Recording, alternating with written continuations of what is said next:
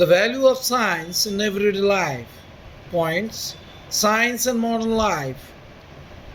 What science has done in the matter of food, dress, physical labor, health and sickness, mental refreshment and recreation, the dream of the future. Science has changed the very nature of our daily life. Our life today is set on a different plan from that which our fathers followed, and his has been due to the influence of science. Science has accelerated the tempo of life. It has multiplied the range of our occupations. It has increased the possibilities of leisure. It has bestowed upon us comforts and amenities undreamt of by our forefathers.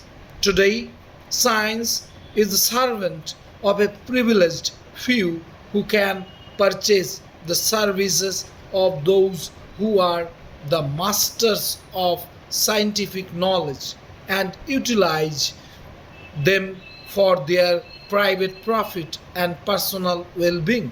Tomorrow, science will be the willing handmaiden of a humanity made free in its economic life to utilize all the benefits that science has created. Let us, however, examine what exactly science has done for us so far. First, as regards our food, science has given us an insight into the nutritive value of the food that we take. It has demonstrated the respective merits of cooked and uncooked food. It has analyzed and classified the various constituents of our diet according to the vitamin content, caloric value, mineral basis, etc. It has explained to us the elements that make a balanced diet. We can take into account all this knowledge of food materials that science has placed at our disposal and utilize it in rearranging our dietary. During the war, though in England people were placed on a severely rationed diet, it was found that the general health of the people showed definite improvement because the food ministry had so arranged that the limited ration had the maximum caloric value. With the help of all this knowledge, the state can provide school children with cheap but nutritive food in order to build up the physique of the future generations. This shows how such science can contribute to the improvement of national well being. Secondly, let us consider the next item of our necessity, our dress. Modern science has taught us the utility of light dress in a tropical country. It has demonstrated the overwhelming importance of sunlight for the tissue of the body and the need, therefore, of sees sunlight for the tissue of the body. Seeing that the body is exposed to the rays of the sun, the benefits thereby, it was warned us against the evil effects of cramping our bodies in tight fitting clothes.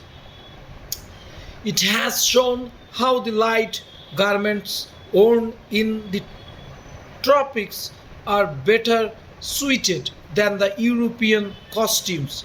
This has been responsible for destroying a good deal of snobbery in the matter of dress that we had acquired in our eagerness to imitate the West. Thirdly, science has shown us how we can do a greater volume of work in a shorter time and with less physical labor. It has placed our at our disposal innumerable labor saving devices so that in these days of shortage of servants, life can become far less difficult than it is. The typewriter, the computing machine, the telephone, the motor car, the electric fan and light, the refrigerator, the air conditioner, the aerospace engineering, the solar engineering, all these and many others show how much work we can do with minimum labor. They save us from the mechanical drudgery of manual work and thus enable us to do much more work than our ancestors. At the same time, they create plenty of leisure which may devote to the culture of body and mind. The modern man is thus enabled to live a full and many sided life. Fourthly, in our sickness, we feel more than ever the benefits of science. The physicians and the surgeon are today much more sure in their diagnosis of diseases and much more confident in their ability to cure or to control them. The microscope, the X ray, the radium, the ultraviolet rays, all these have come as real blessing and boons of humanity. With the growth of the chemical and biobacteriological sciences, the treatment of diseases has been very much simplified. Wonder drugs like penicillin and streptomycin have provided specific medicines in the cure of diseases which were formerly not amenable to treatment. Allied to this is the contribution of the science has made our ideas of sanitation and hygiene. Infectious diseases have been either completely eradicated and brought under control. Cholera, smallpox, typhoid, these have ceased in countries which believe in science. Bubonic plague that used to destroy millions has been severely controlled. Endemic malaria and other have greatly diminished.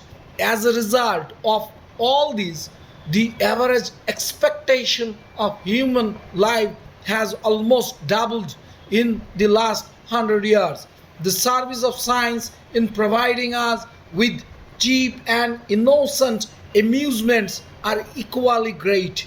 The radio has helped to soothe our overwrought nerves with light music and with other means of refreshment and recreation. Equally exhilarating is the gramophone, which is a happy supplement to the radio.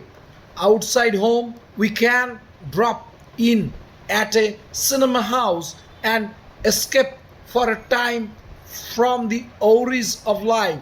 Even the theater is something infinitely superior to what it used to be, and with the help of scientific devices is able to imitate more convincingly the realities of life. Thus, in our daily life, science has been of the greatest help and benefit to us. It is difficult to say how much we owe to science in the affairs of our daily life. In fact, we are hardly conscious of the many amenities which science has brought, we think as little of them as we do of the gifts of nature. Thank you. Have a nice day.